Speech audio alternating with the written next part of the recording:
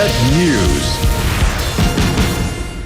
කහටගහ මිනිරන් පතල කැනේඩියානු සමාගමකට විකුණා දැමීම සඳහා කර්මාන්ත අමාත්‍යාංශ අතිරේක ලේකම්වරයෙකු උත්සාහ දරමින් සිටින බවට තොරතුරු වාර්තා වනවා.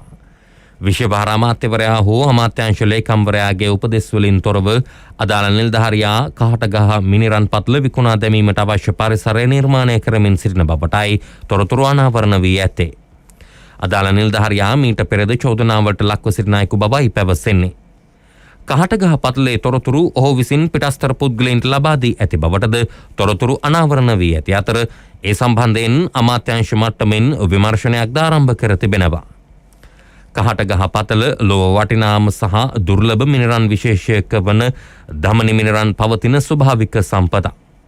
මිනිරන් ව්‍යාපාරයට සම්බන්ධ විවිධ නම් වලින් සමාගම් ලියාපදිංචි කර විදේශ රටවල කොටස් වෙළඳ පොළ ආයෝජන සඳහා ඉදිරිපත්ව මුදල් වංචා කිරීමේ සිද්ධීන් මීට පෙර අවස්ථාවන් වලද වාර්තා වුණා.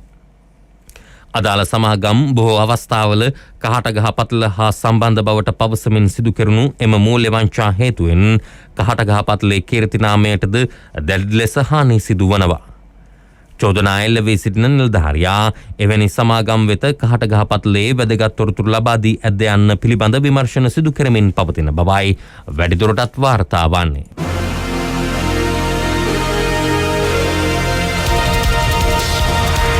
Net News.